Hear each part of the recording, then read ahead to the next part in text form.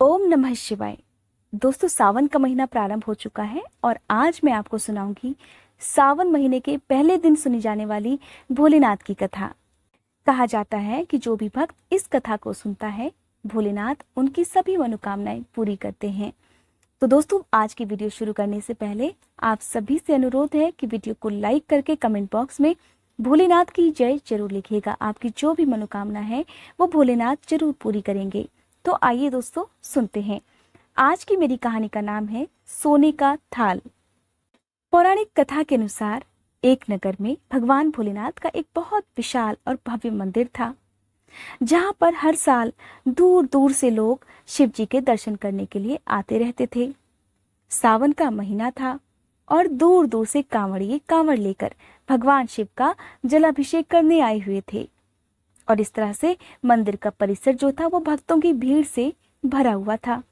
सभी लोग भगवान भोलेनाथ की पूजा कर रहे थे, शिवलिंग का अभिषेक कर रहे थे।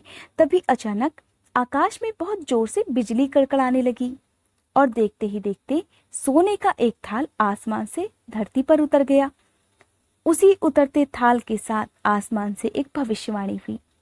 भविष्यवाणी से आवाज आई कि जो कोई भी भगवान शंकर का सच्चा भक्त और प्रेमी होगा, उसी को यह थाल मिलेगा। इस भविष्यवाणी को मंदिर में उपस्थित सभी लोगों ने सुना और देखते ही देखते मंदिर में बहुत भारी भीड़ इकट्ठी हो गई। जो लोग भी भविष्यवाणी के बारे में सुनते, वो तुरंत मंदिर की ओर दौड़े चले आते थे। अब थाल की जो बात थी, तो जो लोग मंदिर की व्यवस्था देखते थे, मंदिर की साफ सफाई का काम करते थे, या फिर जो लोग पूजा पाठ की जिम्मेदारी रखते थे, उन्हें तो पूरा यकीन था कि ये थाल तो हमें ही मिलेगा। इसलिए वे भीड़ में सबसे आगे जाकर खड़े हो गए। सबसे पहले भीड़ में से एक पंडित जी आए और बोले, देखिए, मैं हर रोज महादेव का अभिषेक करता हूँ, इसलिए मैं ही भोलेनाथ का सबसे सच्चा प्रेमी और भक्त हूँ, इसलिए ये थाल मुझे ही मिलना चाहिए। और ऐसा कहकर पंडित जी ने जैसे ही थाल उठाया तो वो थाल पीतल का हो गया। ये सब देखकर पंडित जी बड़े शर्मिंदा हुए। उन्होंने थाल को उसी जगह पर रख दिया और चुपचाप वहां से निकल गए। इस तरह पंडित जी के बाद और भी बहुत सारे लोग थे जो दावा करते थे कि वे ही भोलेनाथ के सच्चे भक्त हैं। तो वे लोग भी बारी बारी आए। सबने सोने के थाल को बारी बारी छुआ और वो फिर से पीतल का हो गया। लेकिन जल्दी ही उन्हें एहसास हो गया कि उनमें से शायद कोई भी भोलेनाथ का सच्चा भक्त नहीं था, और इसलिए वे सब भी चुपचाप थाल को उसकी जगह पर रखकर वहां से चले गए। और देखते ही देखते उस नगर के राजा के कानों में सोने के थाल की बात पड़ी। राजा साहब आए और मंदिर में आते ही बोले, देखिए, मैं आप लोगों के बारे में तो कुछ नहीं जानता, लेकिन हाँ, मैंने इस मंदिर के लिए भरपूर दान दिया है, इसलिए मैं ही भोलेनाथ का सच्चा भक्त हूँ और ये थाल तो मुझे ही मिलना चाहिए। ऐसा कहकर राजा साहब आगे बढ़े और जैसे ही उन्होंने थाल को उठाया, थाल तांबे का हो गया। ये सब देखकर तो राजा भी बड़े शर्मिंदा हुए और उन्हें पता चल गया कि वे भी भोलेनाथ के सच्चे भक्त नहीं हैं। इसलिए चुपचाप थाल को उसकी जगह पर रखकर राजा साहब भी एक तरफ खड़े हो गए। इसके बाद तो एक से बढ़कर एक दानी जो कि दावा करता था कि मैं भोलेनाथ का सच्चा भक्त हूँ, चाहे वो महात्मा थे या फिर बाकी लोग, वे सब बारी बारी से आए। थाल को उठाया, लेकिन किसी के हाथ में कुछ और किसी के हाथ में कुछ हो गया, लेकिन सोने का वो थाल सोने का नहीं रहा। तब जाकर लोगों को पता चला कि हम में से तो कोई भी महादेव का सच्चा भक्त है ही नहीं। इसका मतलब आज तक हमने जो भक्ति की है उसमें बिल्कुल भी सच्चाई नहीं थी। जब सब लोग उस थाल को बारी बारी छू रहे थे और मन ही मन शर्मिंदा हो रहे थे, ठीक उसी समय एक भोला भाला किसान उस मंदिर में आया। वो बेचारा किसान महीनों बाद आज चातुर्मास के सोमवार के शुभ अवसर पर भोलेनाथ के दर्शन करने आया था। बेचारा गरीबी और गृहस्थी के बोझ तले दबा हुआ दिन रात खेतों में मेहनत मजदूरी करके अपना और अपने परिवार का गुजारा करता था। अभी वो रास्ते में आ ही रहा था कि कोई भिखारी मिल गया।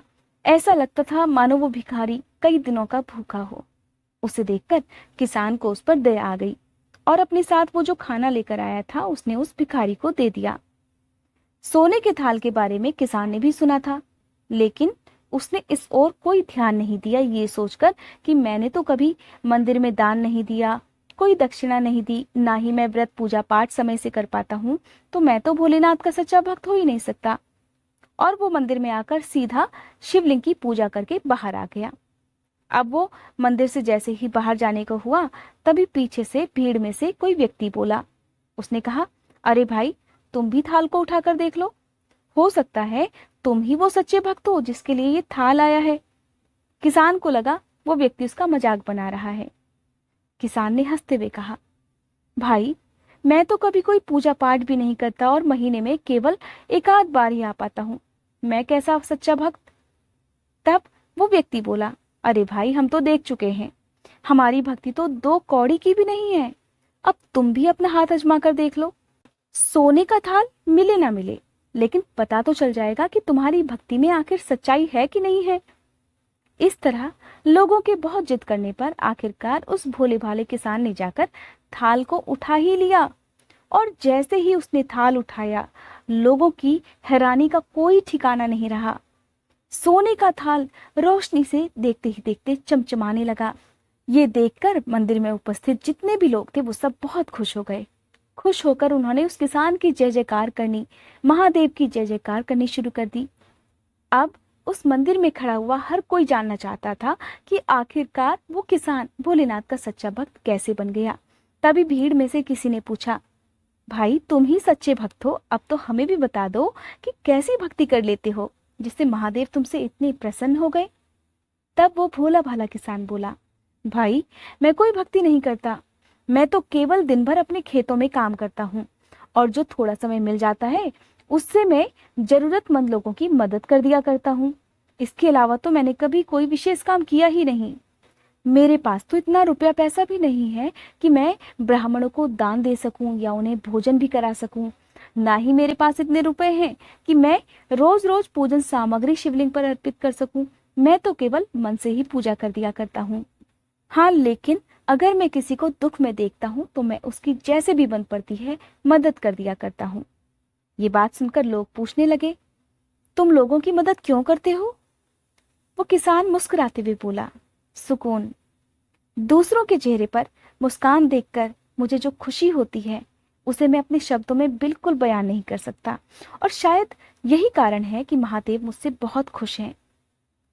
इसीलिए दोस्तों, कहा जाता है कि भोलेनाथ अपने भक्तों पर बहुत जल्दी प्रसन्न हो जाते हैं अगर आप उनकी पूजा, उनकी आराधना सच्चे मन से करें। आपके मन में कोई खोट नहीं है, आपकी नीयत साफ है, तो आपकी जो भी मनोकामना है वो तभी पूरी होगी जब आपका विश्वास सच्चा है और आप दूसरों के दुख को देखकर कभी उनका मजाक नहीं उड़ाते। अगर आप सैकड़ों मील की यात्रा करके भी दूसरों का दिल दुखा देते हैं, आप हर धाम घूम लेते हैं, लेकिन आपके मन में दूसरों के प्रति दया नहीं है, तो आप चाहे कितने भी धाम घूम कर आ जाएं, कितने भी तीर्थ यात्रा कर लें, आपकी कोई पूजा का फल आपको नहीं मिल सकता।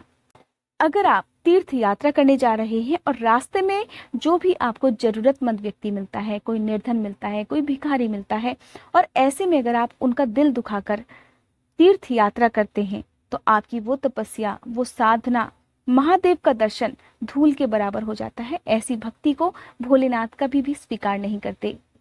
अगर आप शिवलिंग पर दूध चढ़ाते हैं लेकिन रास्ते में एक भूखा प्यासा बच्चा जो कि गरीब है आपको नजर नहीं आता, तो ऐसे दूध को कभी भी भोलेनाथ स्वीकार नहीं करते हैं। तो आपका मन पवित्र होना चाहिए। आपकी श्रद्धा भक्ति तभी काम आती है जब आपके दिल में दूसरों के प्रति जरा भी दया है। आप अगर केवल मन से भी दूसरों के लिए दुआ कर लेते हैं, प्रार्थना कर लेते हैं, तो भी भगवान भोलेनाथ प्रसन्न हो जाते हैं। दोस्तों, ये थी सावन मास के पहले दिन सुनी जाने वाली कथा। आपको मेरी बाकी वीडियोस में इसी तरह की और भी अन्य कथाएं मिलती रहेंगी। अगर आपको आज की ये वीडियो पसंद आई हो तो मेरे चैनल को सब्सक्राइब करना बिल्कुल मत भूलिएगा।